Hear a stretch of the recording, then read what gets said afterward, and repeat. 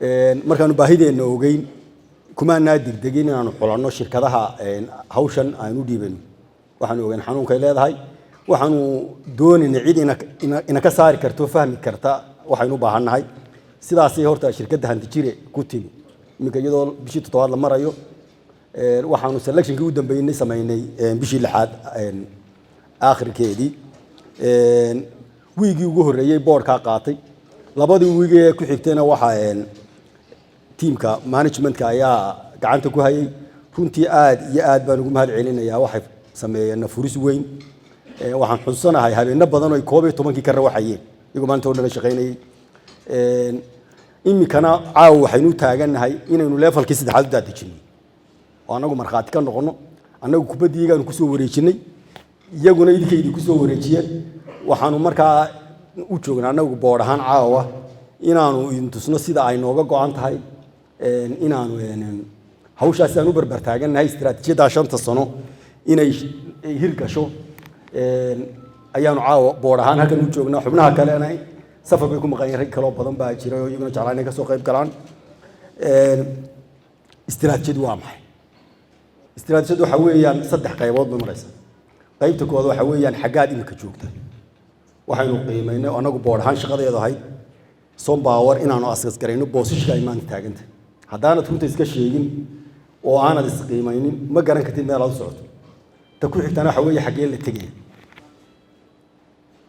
ta saddexaadna waxa weeye sidee lagu tagay marka wadadu waa ta dariiqa la sheegaya waxa weeyaan xagee la joogaa halkee la tagayaa sidee lagu tagayaa waxaas wax fudud ma waxaynu qeexnay oo nidhi shirkadu fishankeeda in qofka uu hooseeyo ka sareeyaa isku mid ka noqdaan waxaynu mishankeeda inuu isaguna qof waliba ay u cadahay waxaynu qiyamka iyo core values-ka shirkadu iyaduna inaynu 6 qodob ay siciid sheegay ma hawliyana wax la iska soo qaatay maaha waxa lagu fariisiyay wax u adeegaya Sompower stakeholders-keeda oo dhan waxaanu doonaynaa inuu ku wada hadlo istiraatiijiyadu in luqad qura inuu ku wada hadlo common language qofka u hooseeya ee customer-ka qaabilaya ilaa boardka inay luqad qura ku wada hadlaan arintaas waa arinta aan waqti badan gelinay waa arinta qolada managementku waqti badan gelisay waa arinta la doonayo qoladiina caawa lagu wareejinayaana in idinkuna asi gaarsiisaan teamkiina customers baynu u shaqeynaa